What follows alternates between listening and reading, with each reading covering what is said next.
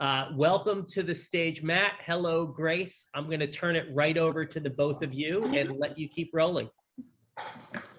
Thanks so much, Paul. Thanks, Paul. Hi, guys. Okay, I guess we'll jump right in. Grace, I guess, why don't you take a moment to introduce yourself and tell everyone what you do? Yeah, sure. Hey, Matt, great to see you, and hello to everyone virtually.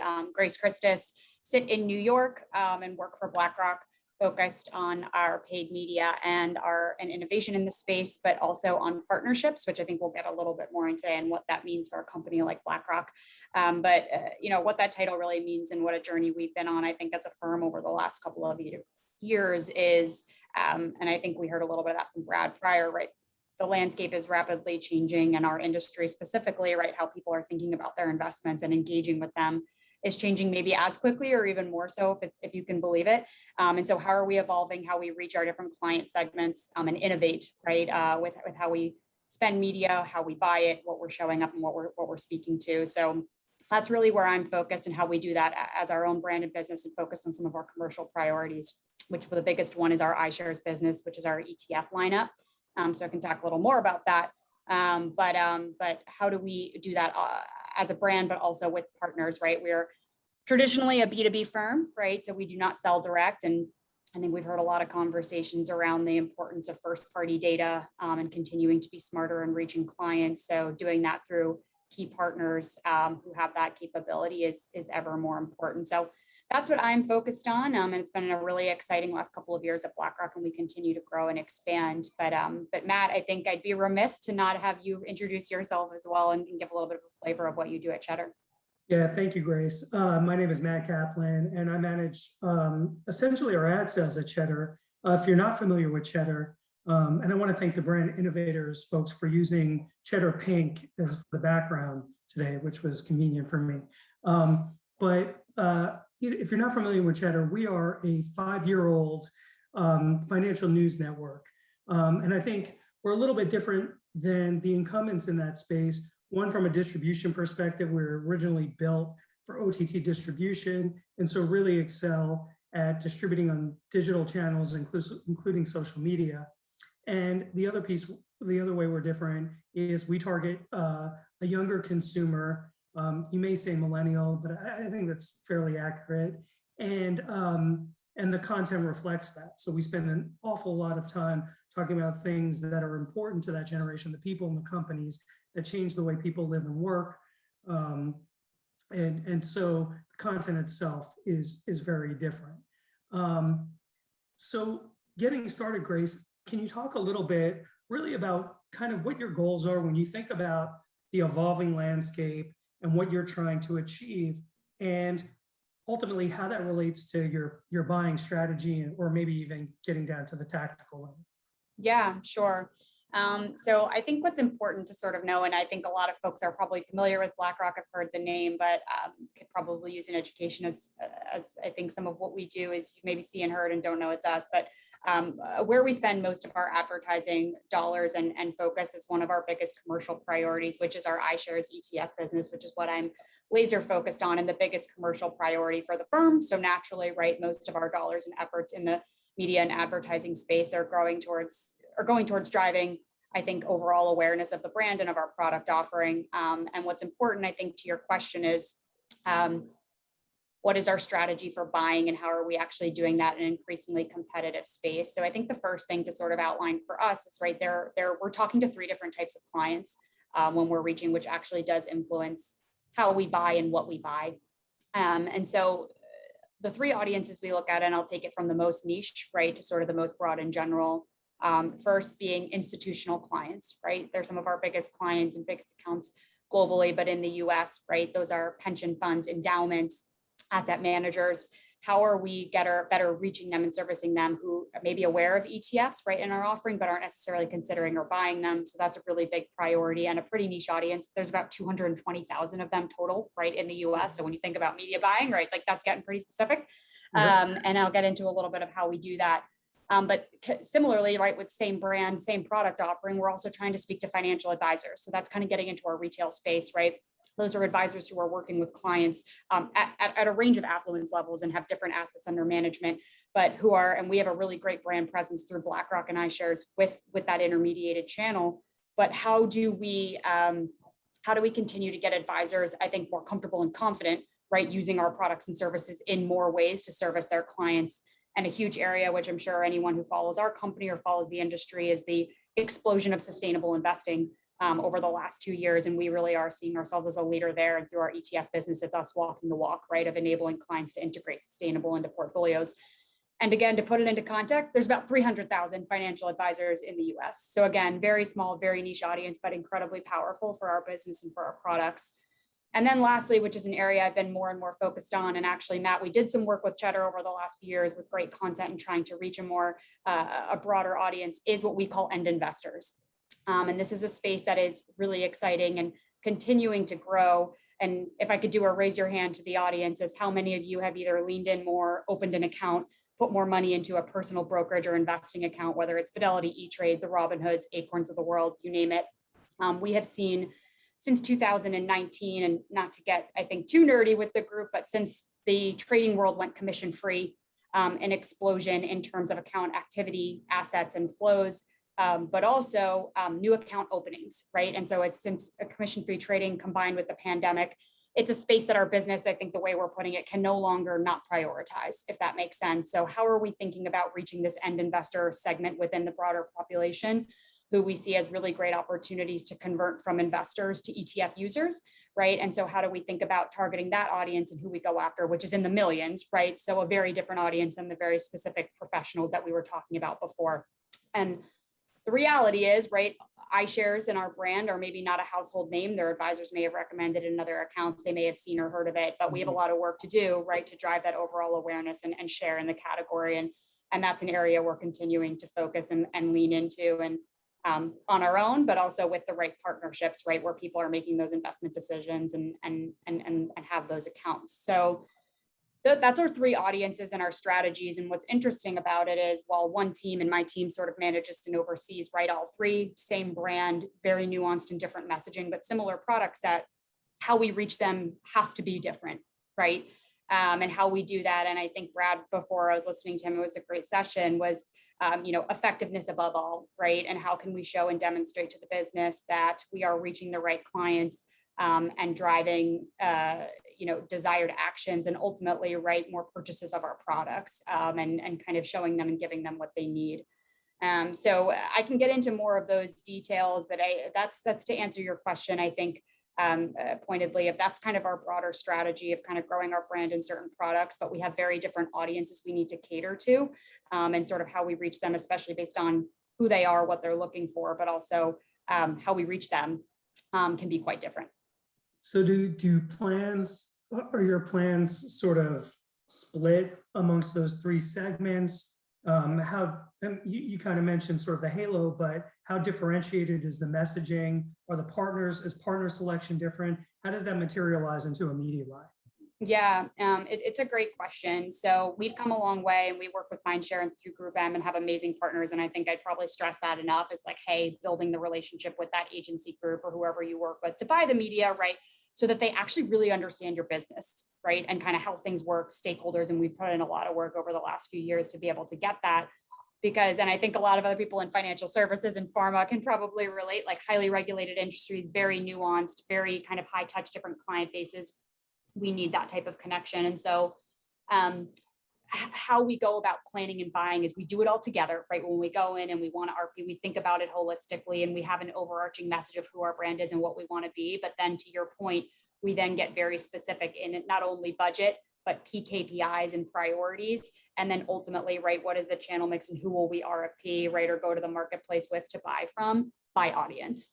So we have kind of that connectivity at the top, but then as we get into client specific channels, that thing starts to get nuanced. And so I think to bring in really what we wanted to talk about today, because I know when you and I were really prepping for this, it was, it's kind of an interesting dynamic. And I'd love to hear from you too, more on kind of the platform side and different content that you guys offer and think about the Cheddar world, right? And working with clients like a BlackRock or whomever, is how do we how do we structure the buy, right? And how do we want to go out? Do we take a more vertical approach, right? Which is really specific on a client and or an industry, right? And kind of leaning in hard. And then what are the tactics that we can do with that type of a buy?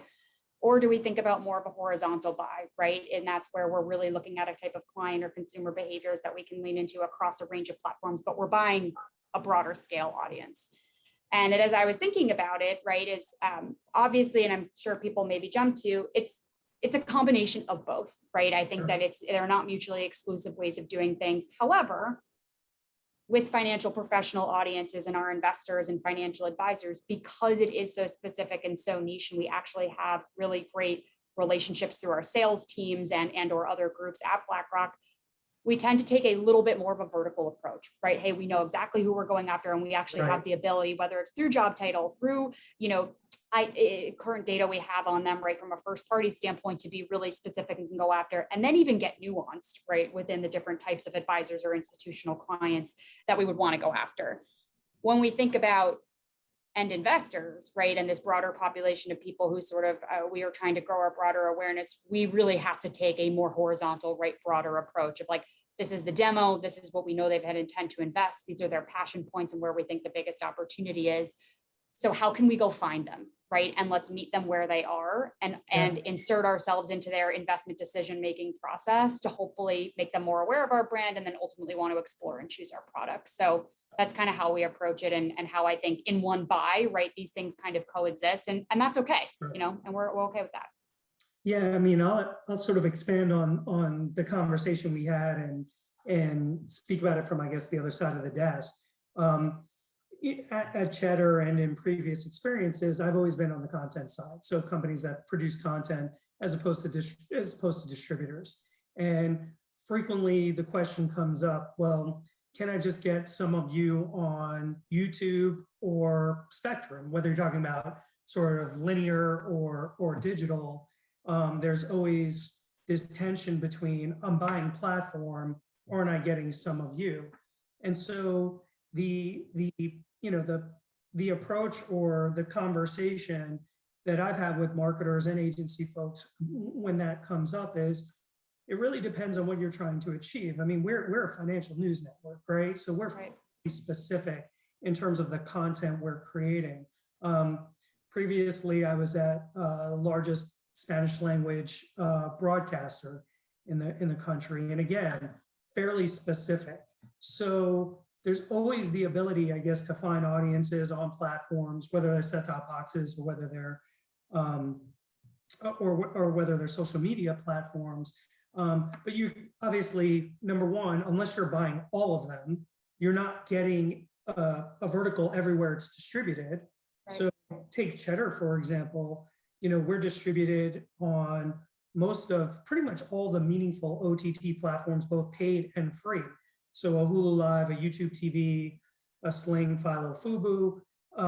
We're also on Samsung TV Plus, Roku channel, Pluto, Tubi, Zumo, so on and so forth.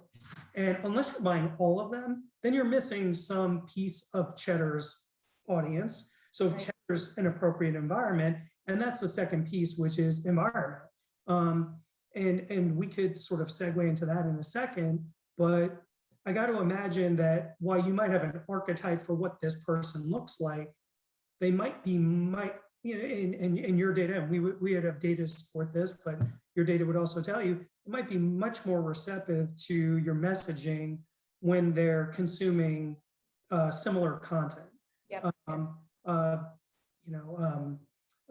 And again, we've seen data at various places I've been that supports that notion, but sending an institutional investor, hitting them with messaging while they're consuming content about being an investor should be more impactful than when they're thinking about being a dad or a mom or whatever it is, So when you think sort of context versus sort of audience base, how does that factor in?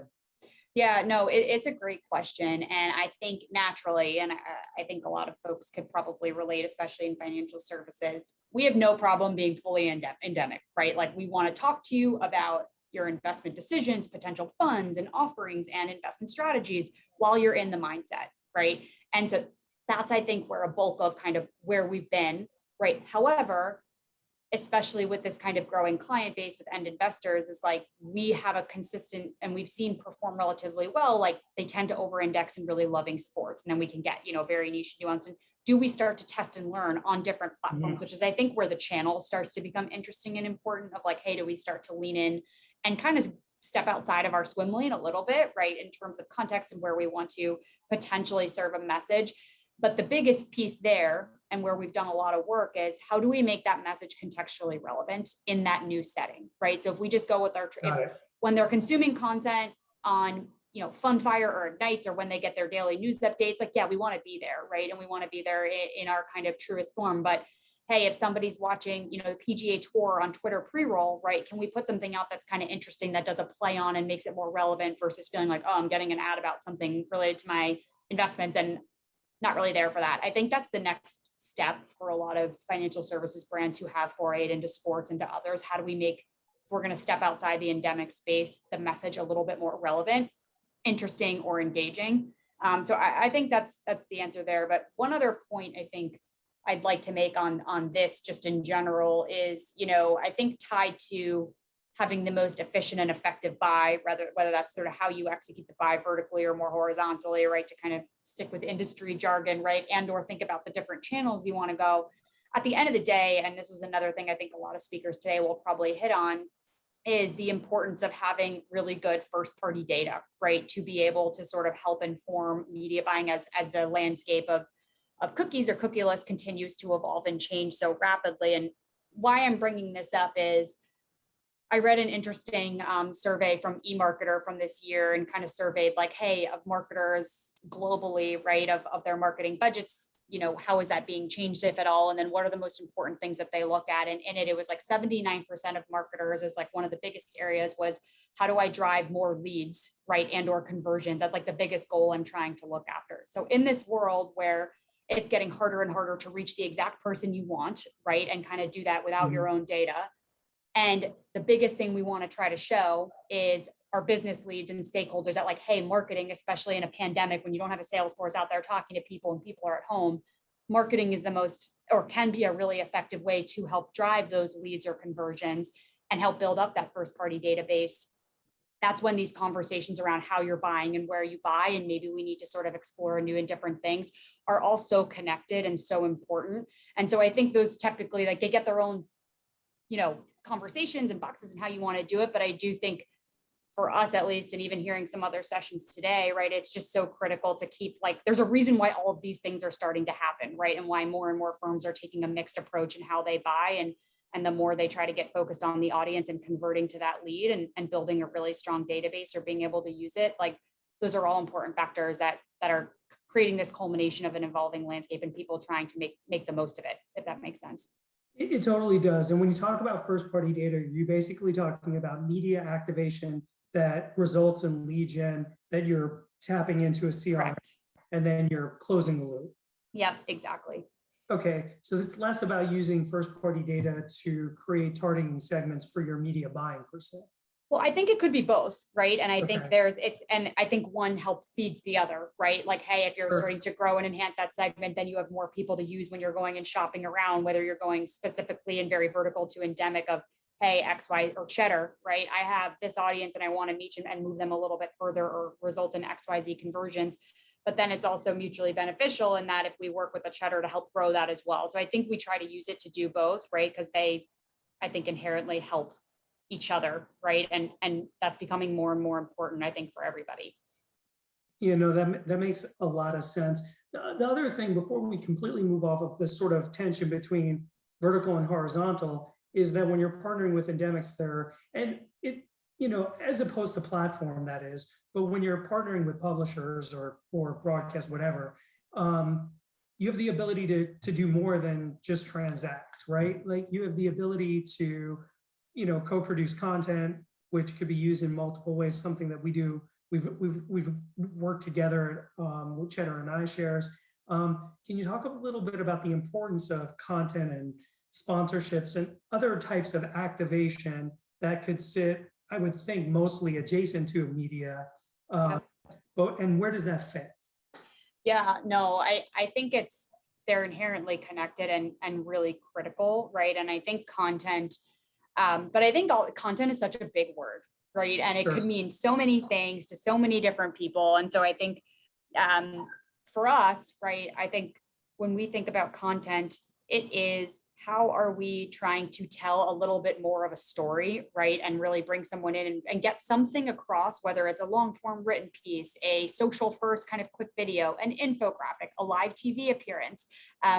It is so important that we're really, I think, as an organization, really, I think, tight on what we want to do and how we want to do it.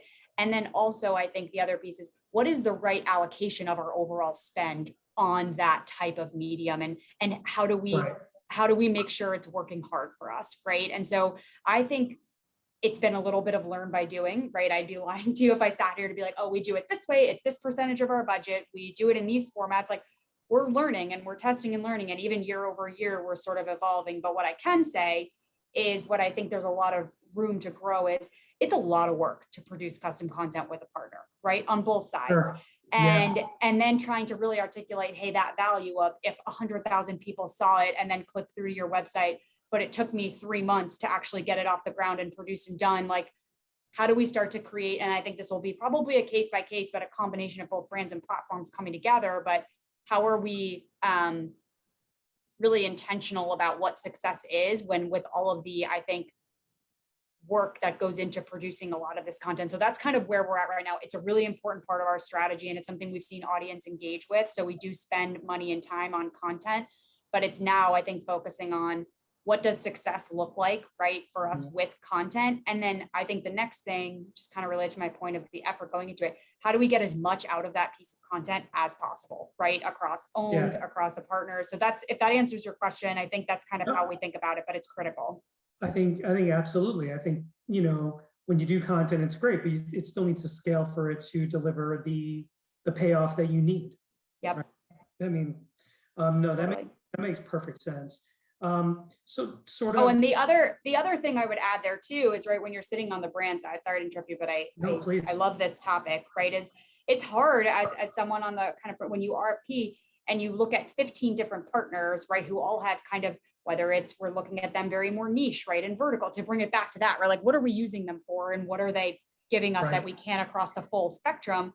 But it's also like, at a certain point, there's only so many things that you can do in content. And how do we think holistically of like, hey, who is the right partner that we should be working with to do this when we're getting 15 different RFPs that all kind of feel, somewhat similar, and we're trying to figure out what the right thing is. So that's part of like, it's the art and the science, I think, in the last session too, right? And figuring it out and how to work on it. But I just wanted to add that it's not just individual partners, it's the sum, right, of all the different partners you're working with to do content. If that makes sense.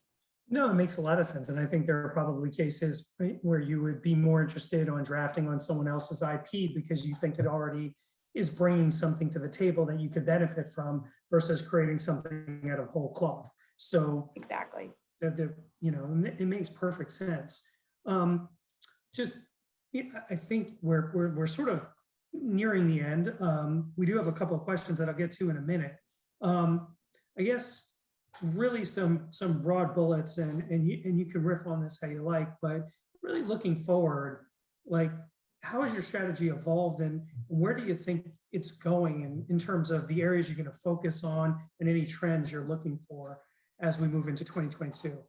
Yeah, no, it's a big question. And I feel like we are in the thick of thinking about 2022 and talking to business stakeholders and doing all that fun stuff. So it's timely.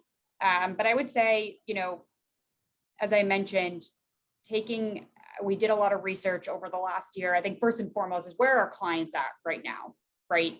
A lot has changed since the pandemic. And as people are probably hearing regularly in the news, meme stocks, Dogecoin, all these different, it's constantly. And another fun fact, in 2020 alone, 10 million new people opened a brokerage account. In the first half of this year, another 10 million people. So in the last 18 months, there's been 20 new accounts open. So we're what we're really focused on, right, is just thinking about, let's lean into this, right, and find the right way, whether it's through partners that we have in the space and on our own, to sort of find the right investors on those channels, right? We're not going to go after everybody, and we're not trying to go after the person trading Dogecoin ones that, all over on, right? Like, but who is the right person for us? How do we lean into them? And then I think, what are the right channels to overall drive awareness, like, right, driving that awareness? And I think connected TV was mentioned, and like, these are really interesting platforms and places where, again, we can lean into a demographic or an audience, right? And really try to find them and reach them at scale. So that's something we're continuing to explore and invest in.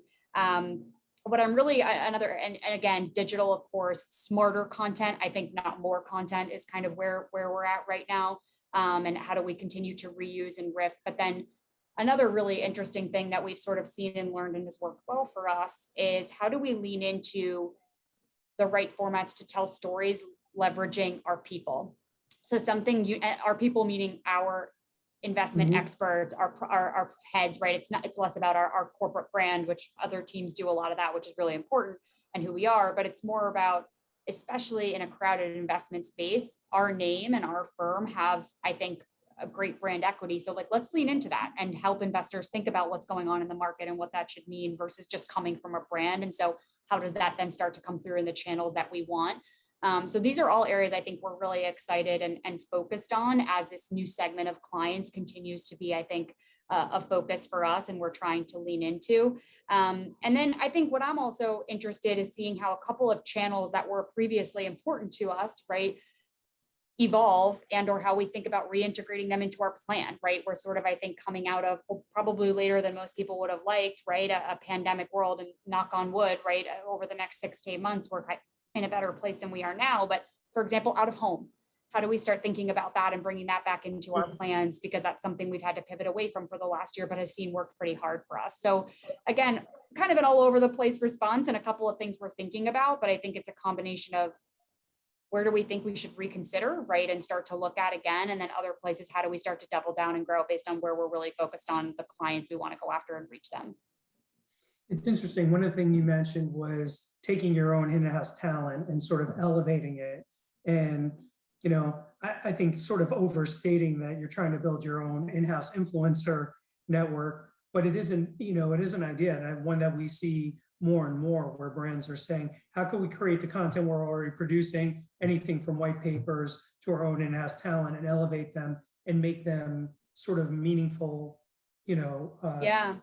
And what was interesting is, of course, over the last year and a half, it's been a really unprecedented time, right? Where everyone was on lockdown, and that's kind of where it changed our influencer strategy and how we wanted to think about that and who were the right people to partner with. And we started organically, right? Of like, hey, can we think about the key parts of the business we really want to try to support and use people, I think, which is an important thing for us, right?